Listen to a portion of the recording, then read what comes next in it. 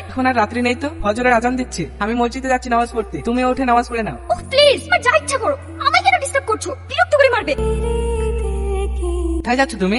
একটু বাইরে বেরোবো। আজকে বাড়িতে অনেক মানুষজন, আজকে 3টে বাইরে না গেলে হতো না? না হতো না, আমার ফ্রেন্ডসরা আমার জন্য অপেক্ষা করছে। দাঁড়াও মাহি, আবার কি হলো? তুমি যে পোশাকটা পরে বাইরে যাচ্ছ এটা ইসলামে পড়া নিষেধ আছে। এখন আমি কি করবো সেটা তুমি ডিসাইড করবে। আমি না, আল্লাহ রাসূল নিজে বলেছেন কোনো মেয়ে ছেলেদের মতো পোশাক পরতে পারবে। এত অত্যাচার ভালো লাগে না।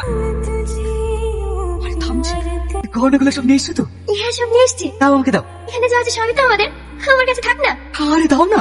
এই বলছে ছাড়ে, ছাড়ো বলছে, ছাড়ো ছাড়ো বলছে। আর আমার মেয়েকে আগে দাও, তুমি হলে এবার একমাত্র বৌমা, আমার নিজের কোনো মেয়ে নেই, তুমিই আমার মেয়ে। যদি তোমার কোনো রকম সমস্যা মনে হয় নিজের মা মনে করে আমাকে সব কথা বলবে। সবাই কত ভালো, তোমার কত যত্ন করছে। মাহি, তোমার জন্য কিছু জিনিস এনেছি। কি জিনিস? এখানে একটা জায়নামাজ, একটা বোরখা আর কিছু হাদিসের বই আছে, সেগুলো তোমাকে দিনের পথে চলতে সহায়তা করবে। দাঁড়া রাহুল, আমি তোমার সাথে খারাপ ব্যবহার করলেও তুমি আমার সাথে ভালো ব্যবহারটাই করেছো, কিন্তু আমার পাশে জানার পর তুমি আমাকে ঘৃণা করবে।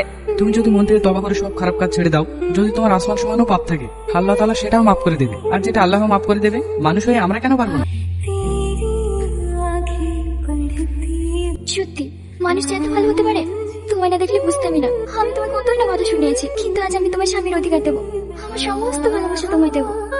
ভাবে মাদ্রাসা থেকে বাড়ার সময় রোহন ভাই একটা লরিতে অ্যাক্সিডেন্ট করি। রোহন, কথা বল রোহন। রোহন, একবার তাকাও না রোহন। আমি তোমাকে ভালোবাসি রোহন, আমাকে ছেড়ে যেও না। আমি কথা দিয়েছি, আমি আর কখনো খারাপ কাজ করবো না। আমরা পৃথিবীতে কতদিন বেঁচে আছি জানি না, আল্লাহ যেদিন আমাদেরকে ডাকবে সেদিন চলে যেতে হবে। কি হবে এত খারাপ কাজ করে? চল আমরা সবাই তওবা করে সমস্ত খারাপ কাজ থেকে সরে আসি। বাচ্চাটা কে? মাদ্রাসার একটা এতিম বাচ্চা, ওর আব্বু মা কেউ নেই, সবসময় আমার কাছেই থাকে। একটু পরে মাগরিবের আজান দেবে, আমি বাড়ি যাই, সময় পেলে যাস। আল্লাহ হেদায়েত দিলে এভাবেই মানুষের পরিবর্তন হয়।